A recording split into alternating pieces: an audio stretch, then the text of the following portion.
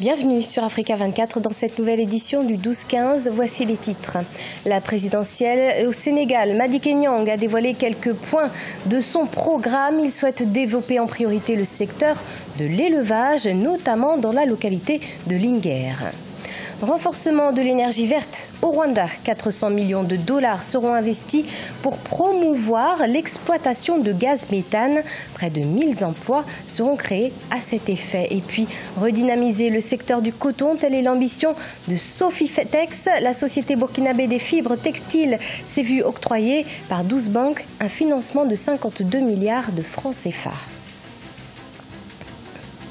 Mais tout d'abord, en Côte d'Ivoire, Guillaume Soro quitte la présidence de l'Assemblée nationale. L'ancien Premier ministre l'a annoncé ce vendredi 8 février au cours d'un discours solennel devant tous les députés réunis en session extraordinaire. Une démission attendue qui survient quelques jours après le refus du président de l'Assemblée nationale d'adhérer au nouveau parti du chef de l'État, Alassane Ouattara. Guillaume Soro reste néanmoins député et vice-président élu de l'Union parlementaire de la francophonie. Au Sénégal, le candidat de la coalition Madické 2019 s'est rendu ce lundi à Linguère dans le cadre de sa campagne électorale pour l'élection présidentielle. En présence de plusieurs militants, Madické Niang a décliné ses ambitions pour faire de Linguère une ville moderne. Le leader propose 19 mesures d'urgence et 28 mesures phares portées notamment sur l'élevage. Explication El Hadjiaï. Le candidat de la coalition Madické 2019, Madické Niang, s'est engagé à apporter des changements importants dans la gestion du pays s'il parvenait à la magistrature suprême à l'issue de la présidentielle du 24 février. Intervenant à un meeting organisé dans le département de Linguère, il a notamment réaffirmé que son projet de société dénommé Jam ak Xéwal est un programme qui a pris en compte le développement de l'élevage dans cette localité. Il faut trouver des zones de pâturage. Ainsi, on règle le problème qui a toujours existé entre éleveurs et agriculteurs.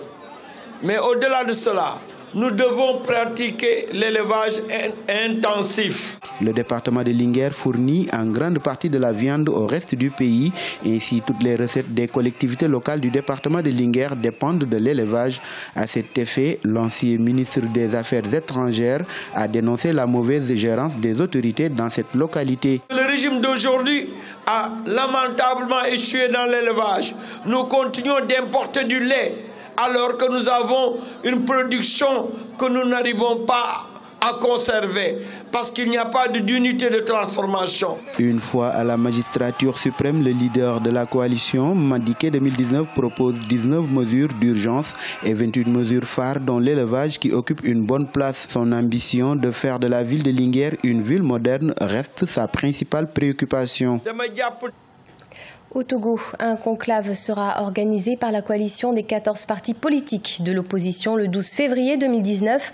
Au cœur des discussions, le bilan de plus de 28 ans de lutte pour l'alternance et surtout de la gestion de la coalition. Il sera aussi question d'une restructuration de la coalition, d'une réorientation stratégique de la lutte et de choisir de nouveaux dirigeants du regroupement. Néanmoins, cette réunion se déroulera sans le comité d'action pour le renouveau qui n'a pas encore donné de raison officielle. Au Rwanda, l'exploitation de gaz méthane dans le site de Killer Lake va renforcer la production d'énergie verte du pays. Près de 1000 emplois seront créés à cet effet. Objectif, réduire la facture de gaz naturel et augmenter les importations. Les premières bouteilles de gaz méthane comprimé sortiront d'usine d'ici 2021. Nathalie Mou. 400 millions de dollars seront investis par l'entreprise rwandaise GasMeth Energy Limited pour la mise en bouteille de gaz méthane extrait du lac Kivu. Le projet s'inscrit dans la logique de la privatisation du secteur énergétique engagée par le gouvernement. L'exploitation du site de Killer Lake pourrait créer près de 1000 emplois, entre autres bénéfices économiques envisagés par les autorités rwandaises. Le méthane représente une source énergétique précieuse. Nous nous félicitons du projet GasMeth Energy car il créera également des emplois, réduira la facture d'importation de gaz naturel du Rwanda, augmentera les exportations de gaz. L'extraction du méthane intervient dans la vision de couverture énergétique du Rwanda à l'horizon 2024. 2024. La compression de ce gaz très toxique dans la nature va fournir un combustible domestique plus écologique aux populations d'ici 2 ans. L'exportation aussi de ce méthane-là pour le Rwanda est très important pour l'environnement parce que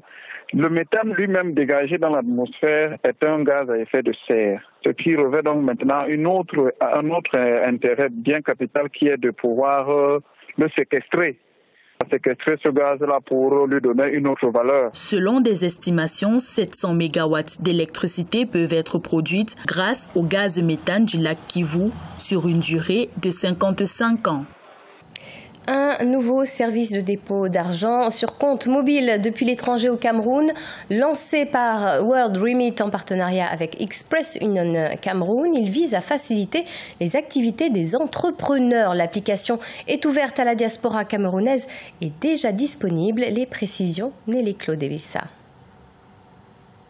Camerounais vivant à l'étranger peuvent désormais transférer des fonds à partir d'une application mobile aux membres de leur famille vivant au Cameroun. Un service devenu possible grâce à l'association entre le service de transfert d'argent électronique World Remit et la microfinance Express Union Cameroun. Un service destiné à près de 4 millions d'utilisateurs de l'application Express Union Mobile Money au Cameroun. Ce mécanisme va certainement augmenter le transfert de fonds de l'étranger, de la diaspora au Cameroun. Ce transfert rentre dans le financement des projets. C'est très important que ce transfert soit mis en place de façon efficace et qu'il ne soit pas compliqué. L'application Express Union Mobile Money sera un avantage pour ses utilisateurs au Cameroun, dont plus de 50% de la population est non bancarisée. Une expérience qui contribuera à dynamiser les opérations de mobile money dans le pays, devenu le principal moyen de transfert de fonds, avec des transactions mobiles portées à 3 447 milliards de francs CFA en 2017. Le transfert d'argent via une plateforme telle que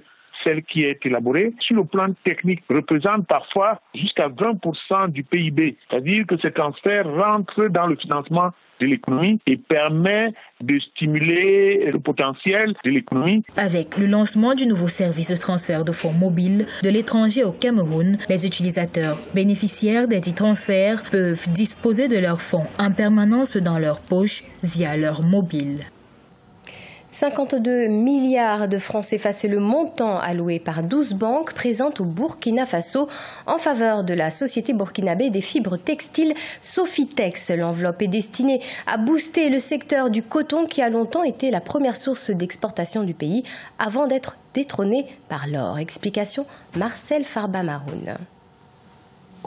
Au Burkina Faso, 12 banques ont signé fin janvier 2019 une convention de financement de 52 milliards de francs CFA avec la Sofitex, société burkinabé des fibres textiles. Un crédit destiné au financement de collecte, à l'achat du coton-graine auprès des cotonculteurs, au transport et l'égrainage du coton-graine dans les 15 usines d'égrainage, ainsi qu'à l'évacuation de la fibre vers les différents ports d'embarquement.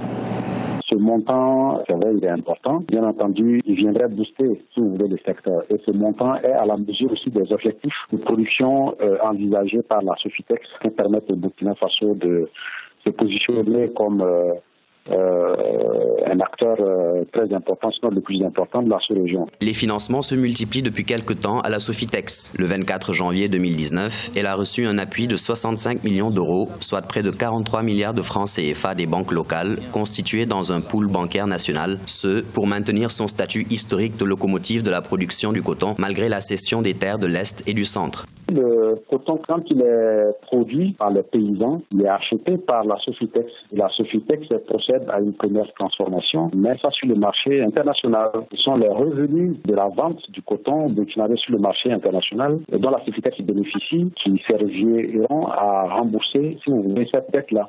Le Burkina Faso occupait la première place du classement des 7 premiers producteurs de coton en Afrique. La filière qui nourrit 4 millions de personnes dans le pays est restée pendant longtemps le premier produit d'exportation avant d'être détrôné par l'or il y a quelques années.